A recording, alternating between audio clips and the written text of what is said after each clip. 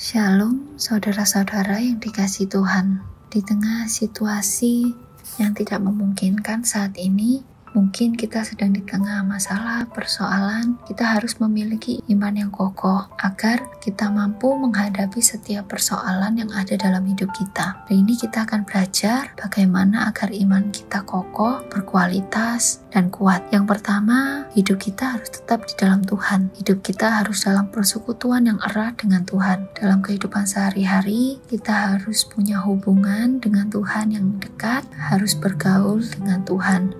Karena kekristenan adalah sebuah gaya hidup iman kita, yaitu gaya hidup yang menyuarakan hati Tuhan, yang memuliakan Tuhan, yang memberikan dampak, dan juga menjadi berkat bagi orang lain. Yang kedua, kita harus berakar di dalam Tuhan.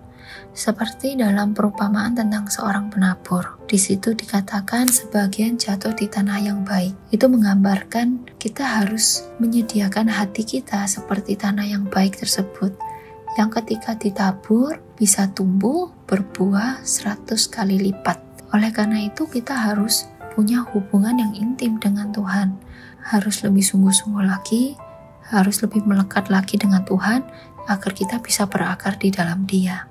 Lalu yang ketiga, agar iman kita kokoh, tentu saja iman kita harus dibangun di atas Kristus.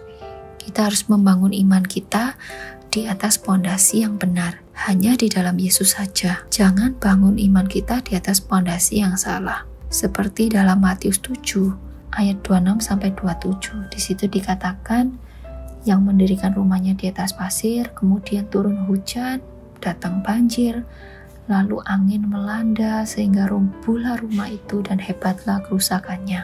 Yang menjadi pertanyaannya saat ini, apakah yang menjadi dasar dari iman kita? Hanya kita pribadi, lepas pribadi yang tahu betul apakah yang menjadi dasar dari iman. Apakah berkat, apakah mukjizat, ataukah Tuhan? Itu yang harus menjadi perenungan kita hari ini. Lalu yang keempat, kita harus bertambah teguh di dalam iman kita. Kita harus punya pendirian, tetap dalam pendirian kita, tetap setia. Secara tidak sadar, ada banyak penyesatan di sekitar kita. Contohnya, mungkin ada adat istiadat, atau kepercayaan-kepercayaan yang berkembang, yang ternyata tidak kita sadari, itu tidak sesuai dengan firman Allah.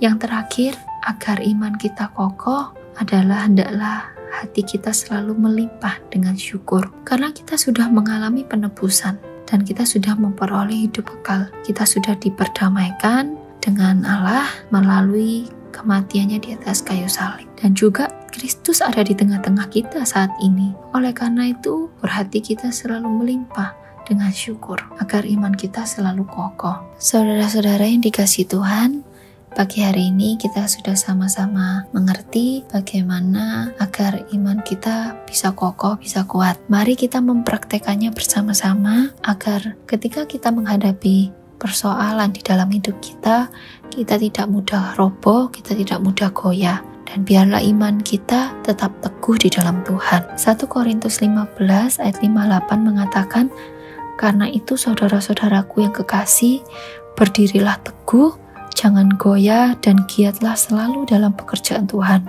Sebab kamu tahu bahwa dalam persekutuan dengan Tuhan, jerih payahmu tidak sia-sia." Amin.